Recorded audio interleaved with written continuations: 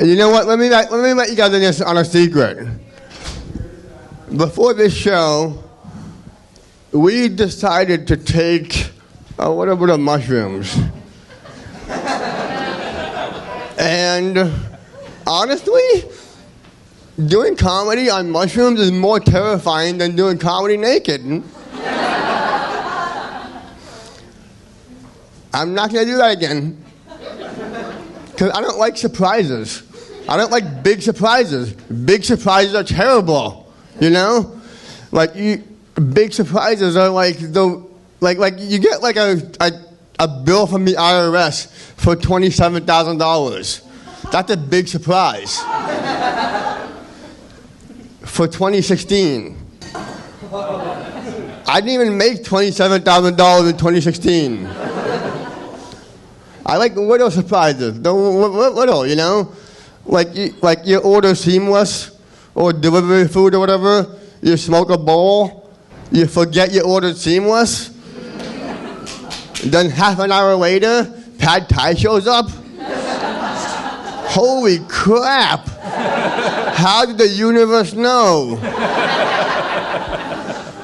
I wanted Pad Thai so bad in that moment, and the little surprises. Thank God for little surprises. Guys, ready for more naked comedy? This next comic, also from Dartmouth, because again, we tried to get more people, but only 3 people were willing to do it. Get up for Josh Ocampo.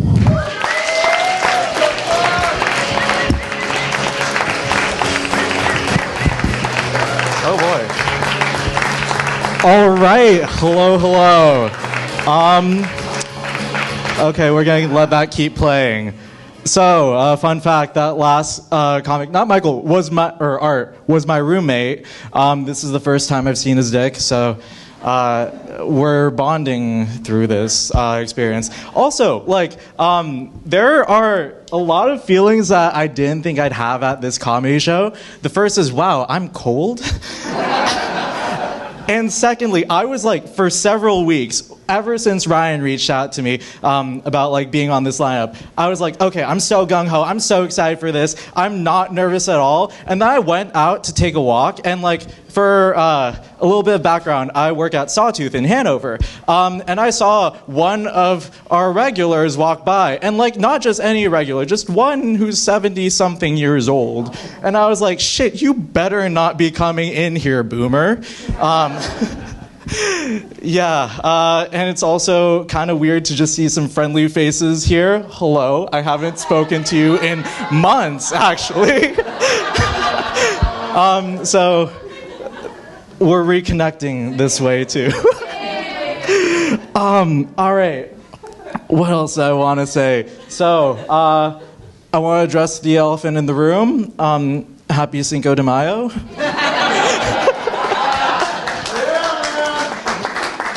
So the thing is, I totally forgot, too. I only found out when I went to the taco place, in Leb, and everyone there just looked really, really stressed.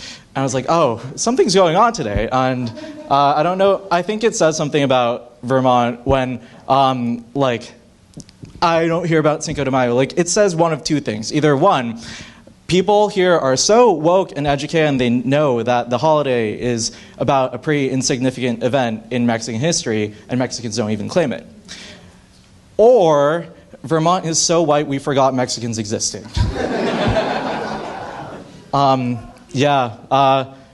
What was I going to say? Shout out to my boy Voss over there. He is taking pictures of me for proof that I did do this. He's not a creep. He's allowed near children for now. And what else do I want to say? Oh yeah, I wasn't sure if I should have showed up hard or not. Because I was like, okay, I'm categorically a grower, but if I show up soft, it's okay, my dick's small. If I show up hard, it's dude, why are you hard? Yeah, so I was trying to ride the whole wave for a while. So I was like trying to like eat aphrodisiacs throughout the day, but also like think about boner killers at the same time. So I was like eating chocolates and oysters and thinking about my grandma. All right, time to talk about my grandma now while I'm ass naked up here. All right, cool. So I'm Filipino, which means I did grow up around my grandma. And she has really intense anxiety. And because I am also Filipino, this also means that she does not believe in anxiety. Just heart attacks. So, like, every time that she would get even a little bit nervous, she'd be like, oh my God, like, I'm dying. Like, I just go, Lord, take me now. And it made me realize that, like, I realized years later that I didn't grow up with, like, some people grow up with Catholic guilt. You know, everyone's like, oh, God's watching this. I pray to God that he's not watching this right now. But, She is. yeah. They are. Are we arguing about God's gender right now? Time and place. But yeah, like, instead, I'm a little worried that, like, if I tell my grandma any of this, God will kill my grandma. Like, if I told her about me doing this naked comedy show, she would definitely die. If I had told her at all that I have had sex before, she would die twice. So that's great. Let's see. What was my next joke? All right, so I'm so glad, too, that, like, this room has so many people, because I think the only thing that would be more embarrassing than me, like, doing naked stand-up in front of a crowd of people is doing naked stand-up in front of, like, 2 people. Because at that point, it's not even a show, it's just a conversation. And one of us is naked. You know, it's like, depending on how you frame it, it's like showing up to an orgy, but only one person's into it. Before I forget, I did want to do a quick selfie with the people in the crowd. All right, take a quick gander at my ass. All right, thank you. Alrighty, so,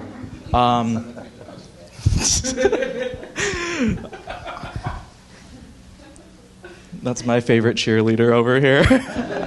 Alrighty, let's get into my non-naked material. Woohoo!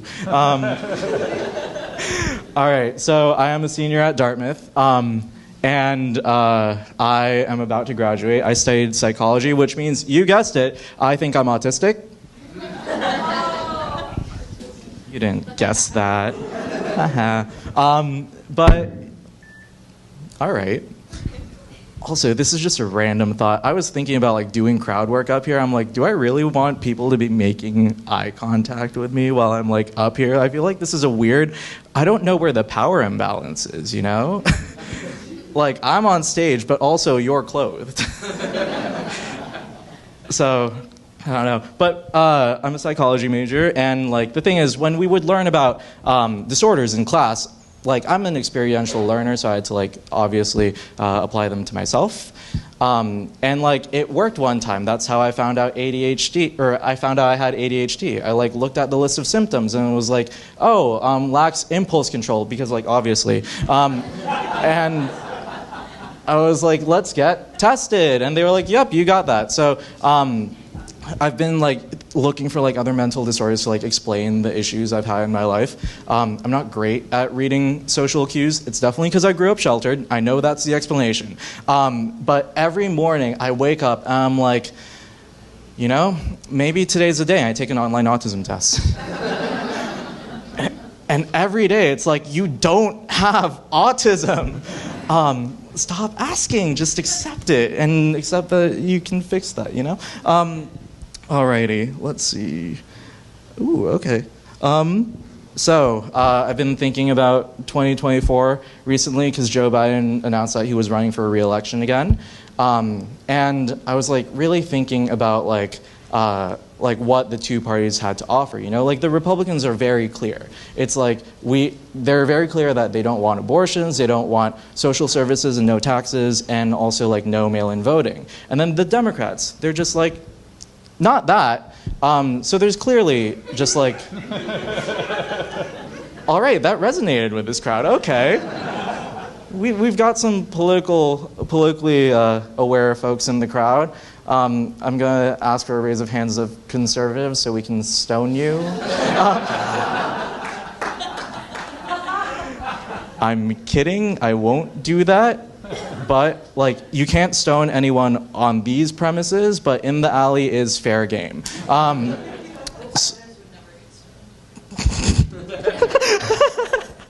Nice.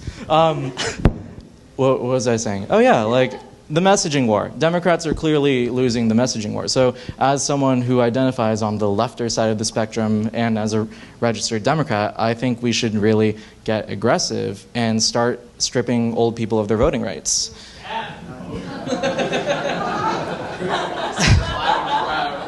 Yeah, like I think we should just go for the jugular, like threaten old people,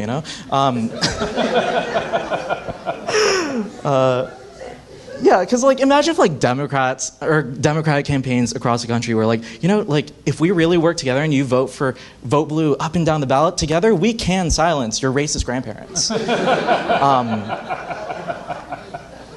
Like if you vote for us, we'll make sure that voting machines are on the top of very small staircases. And we'll make sure that elections are all announced through email. I think that would like just drive up the youth turnout a ton, Like what are old people gonna do? Like vote more? Like they already do that. Like old people vote for everything, They vote in local elections, they vote in their like HOA board and stuff. Like they vote for American Idol. Like they're very into like that whole like I pick you, I don't know. But yeah, I think that would really just like energize some folks. And I know some of y'all are thinking like, what about my grandma? She's woke. And like the thing is, she'd probably agree, Like we can always rely on the pick-me elderly. Like they'll be like, yeah, it's your future, not mine. We don't need to vote. It's okay. And I think that's where like Joe Biden comes in, and this is where we like scoop some independence, because Sleepy Joe is going to go around the country and be like, hey, if you vote for me, you'll make sure that I won't happen again. And that's how we win the election. Thank you for your time. This was my time. Thank you, guys.